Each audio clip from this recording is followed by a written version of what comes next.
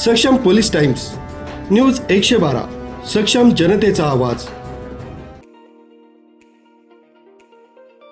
समाजात समता, शिक्षण आणि न्याय यांची पायाभरणी करणारे महात्मा ज्योतिबा फुले यांची जयंती आज मुंबई नाका येथील महात्मा ज्योतिबा फुले आणि सावित्रीबाई फुले यांच्या पुतळा परिसरात उत्साहात साजरी करण्यात आली।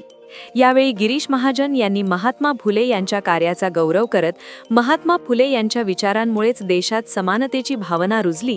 महापौर हिमगौरी आडके यांनीही महात्मा फुले यांना अभिवादन करत त्यांच्या कार्याचा गौरव केला आणि समाजाने त्यांच्या विचारांचा वारसा पुढे नेण्याचे आवाहन केले। या जयंती कार्यक्रमाला स्थायी समितीचे सभापती मच्छिंद्र सानप, लक्ष्मण सावजी, नगरसेवक सुरेश पाटील, माजी सभागृह नेते चंद्रकांत पाटील, माजी आमदार बाळासाहेब सानप, आकाश छाजेड, योगेश कमोद यांच्यासह अनेक नगरसेवक, नगरसेविका आणि शहरातील मान्यवर मोठ्या संख्येने उपस्थित होते। महात्मा फुले यांच्या विचारांचा जागर करून समाजात समतेचा संदेश देण्याचा निर्धार यावेळी उपस्थितांनी व्यक्त केला। चंद्रकांतजी खोडे हे देखील उपस्थित आहेत आणि ते महात्मा ज्योतिबा फुलेंना अभिवादन करतात। जय ज्योती। या ठिकाणी लक्ष्मणजी सावजी हे देखील उपस्थित आहेत। क्रांतीसूर्य महात्मा ज्योतिराव फुले यांची आज जयंती आणि त्या निमित्ताने सर्व राज्यभर, देशभर ज्या ज्या ठिकाणी सगळे आमचे बांधव राहत आहेत त्यांच्यामध्ये अतिशय उत्साहाचं वातावरण आहे।